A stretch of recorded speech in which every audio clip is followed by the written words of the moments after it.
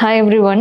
இந்த வீடியோவில் ஆண்களுக்கு குழந்தையின்மை வரத்துக்கான என்னென்ன பிரச்சனை இருக்குன்றதை பற்றி சும்மா ஒரு ஷார்ட்டாக எல்லாத்துக்கும் உங்களுக்கு சொல்கிறேன். பெண்களை மாதிரியே ஆண்களுக்கும் எவ்வளோ வயசானாலும் அவங்களுக்கு பிரச்சனை இல்லையா அப்படின்னு கேட்டிங்கன்னா கிடையாது. மோர் தென் 38-40 இயர்ஸ் ஆகும்போது அவங்களுக்கும் ஸ்பெர்மோட குவாலிட்டி கம்மியாதுன்னு நிறைய ரிசர்ச் பேப்பர்ஸ் இப்போ வந்திருக்கு.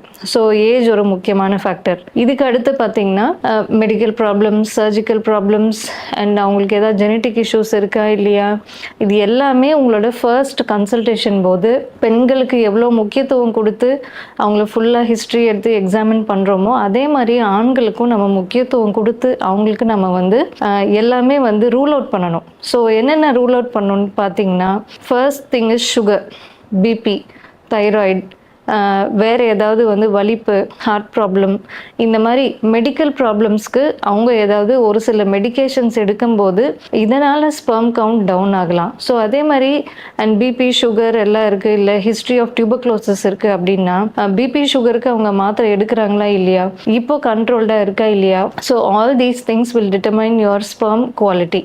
நம்பர் 1 மெடிக்கல் பொறுத்த வரைக்கும்.